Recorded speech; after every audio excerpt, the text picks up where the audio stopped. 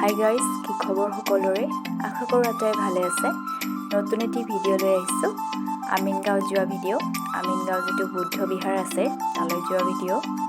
আচলতে বৌদ্ধ পূৰ্ণিমাৰ দিনা যোৱা কথা আছিলে, কিন্তু অফিচ থকাৰ বাবে যোৱা নহ'ল। আমি জালুকবাৰীৰ পৰা গৈ আছোঁ। সেউজীয়া ঠাইখিনি খুবেই ধুনীয়া, দুয়োফালে সেউজীয়া আৰু সেউজীয়া। জালুকবাৰীৰ পৰা বেছি দূৰ নহয়, যিটো গুৱাহাটীৰ পৰা যিটো বৰপেটা ৰোড যিটো হয় সেইটো ৰোড হয়। আমি আহি পাইছোঁ। ইয়াৰ পৰা জিলা দৌৰি গৈছে, একদম চিৰি দেখা পায়। এয়া বৌদ্ধ বিহাৰৰ ভিতৰ চৰা। সেইখিনি সময়ত গধূলি সময় আছিলে। তাৰ এজন মংক আছিলে, তেওঁ তাতে পূজা কৰি আছিলে। আমি শান্তি পানী আমাক দিছিলে, হাতত বনোৱা ধাগা দিছিলে। মই তাতে আগতো গৈছোঁ, আৰু মোৰ ইউটিউব চেনেলতে আপোনালোকে দেখিবলৈ পাব এটা ভিডিঅ' আছে 2018 চনত যোৱা মই সেয়া। আৰু এয়া প্ৰায় 4 বছৰৰ মূৰত যোৱা। বহুত পৰিৱৰ্তন হৈছে, কিছু বস্তু নতুনকৈ তেওঁলোকে সংযোজন কৰিছে, কিছু বস্তু আঁতৰাই পেলাইছে। আৰু ইয়াতে মই এবাৰ দেখিছোঁ গণেশ আৰু শিৱ মূৰ্তি তেওঁলোকে তাতে থৈছে। আগৰবাৰ যাওঁতে দেখা নাছিলে। ইয়াত দেখিছে মূৰ্তি দুটা। আৰু এইখিনি ঠাইতো আগতে কিছুমান ফটো লগোৱা আছিলে এনেধৰণে। এতিয়া তেওঁলোকৰ ভাষাত সেয়া কিবা বাণী লিখি থৈছে চাগে। আৰু এয়া হৈছে ভিতৰ ভাগ, অকণমান দেখিব যত্ন কৰিছোঁ। এয়া বৌদ্ধ বিহাৰটোৰ বাহিৰ ভাগ, মেইন টেম্পল হয় এইটো। আৰু এতিয়া আমি যাম যিটো মেইন মন্দিৰ। আচলতে মন্দিৰ বুলি ক'লে ভুল হ'ব, মন্দিৰটো এইটোৱে হয়, কিন্তু ওপৰত এটি বুদ্ধৰ প্ৰতিমূৰ্তি এটা আছে।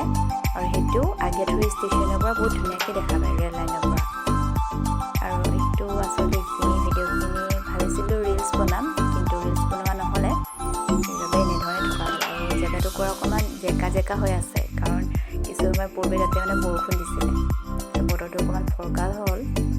আৰু এতিয়া এইখিনি হৈছে আগিয়াঠুৰিখিনি, আৰু এয়া আমিনগাঁও।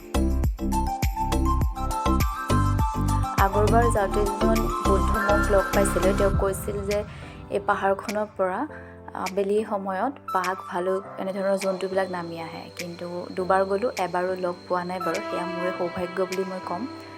আৰু এইখিনি সময়তে কাষেৰে এখন ৰেল গৈ আছিলে। বৰ ধুনীয়া লাগিছিলে দৃশ্যটো। খুব এটা নেচাৰেল চিন এটা আহিছিলে। এফালে ৰেল গৈ আছে, এফালে এইখিনি পানীখিনি, এইখিনি অকণমান দূৰত গৈ পেলাই IITখন দেখি পায়। আৰু ইয়াতে গোটেই পাহাৰৰ ধুনীয়াকৈ দেখিছে, কিমান ধুনীয়াকৈ আছে। শিলৰ ওপৰত কাটি পেলাই বৌদ্ধ মূৰ্তিটো বনোৱা হৈছে। ইয়াৰ ওপৰলৈ গৈ আছোঁ। বৌদ্ধ মূৰ্তিটো ইয়াৰ পৰা ওচৰত যেন লাগে, কিন্তু ইমান ওচৰত নহয়। তলেৰে নামি গৈ এটি ৰাস্তা আছে, সেই ৰাস্তাটো গৈহে পায় মূৰ্তিটো। আৰু ইয়াতে যিখিনি মূৰ্তি আছে, এই মূৰ্তিখিনি আমাৰ শ্ৰদ্ধাৰ ৰিণিকী ভূঞা বাইদেৱে উন্মোচন কৰিছে। ৰিণিকী ভূঞা শৰ্মাই। মই কেৱল তেওঁৰ নামটো দেখিলোঁ, তেওঁ উন্মোচন কৰা বুলি। বাকী কৰিব নহয়, কেতিয়া উন্মোচন কৰিছে, কি কৰিছে। বাকী এতিয়া এইখিনি জেগাখিনি এনেধৰণৰ। বুদ্ধ মূৰ্তিটো পিছফালকৈ, আগফালৰ পৰা আচলতে বুদ্ধ মূৰ্তিটো মোৰ ভিডিঅ' কৰা নহ'লে, কিন্তু আগৰ ব্লগটোত ধুনীয়াকৈ পাই যাব। বহু দূৰত অকণমান আগত গৈ পেলাই শৰাইঘাট দলংখন দেখি পায়। যিটো পৰিৱেশখিনি খুবেই ধুনীয়া হৈ আছিলে। বহুত মানুহ আহিছিলে, জেগাখিনি উপভোগ কৰিবলৈ, ঠাইখিনি উপভোগ কৰিবলৈ, যিহেতু ইমান ভাল এটুকুৰা ঠাই আছে। আৰু কিন্তু মহৰ খুব উৎপাত আছিলে। মই সেইটো দিনটো পূৰা মনত ৰাখি, ইমান মহে কামুৰিছে, ফটো ল'বলৈ যাওঁতে, ভিডিঅ' কৰিব যাওঁতে মহৰ উৎপাত আৰু। আশা কৰোঁ ভিডিঅ'টো ভাল লাগিছে আপোনালোকৰ। চাব, কিবা ভুল ভ্ৰান্তি হ'লে ক্ষমা কৰিব। আৰু ইয়াৰ বাহিৰৰ ভাগখিনি দেখুৱাইছোঁ। আপোনালোকে যাব, যিহেতু বেছি দূৰ নহয়। গুৱাহাটীবাসী চাগে মানুহ আধাৰি গৈছে, মোৰ আইডিয়া। আৰু যিসকলে মই ফেচবুকত ফটো দিয়াতে কমেণ্ট কৰিছিলে ক'ত আছে, কি আছে, তেওঁলোকে চাগে আইডিয়া কৰিব পাৰিছে কোনডোখৰ ঠাইত আছে। আৰু তেওঁলোকৰ ঠাইডোখৰলৈ যাব, চাব, বহুত ভাল পাব। শান্তিৰ পৰিৱেশ, এটা দেওবাৰ বা এটা অফ ডে, আপোনালোকে ভালকৈ এনজয় কৰিব পাৰিব।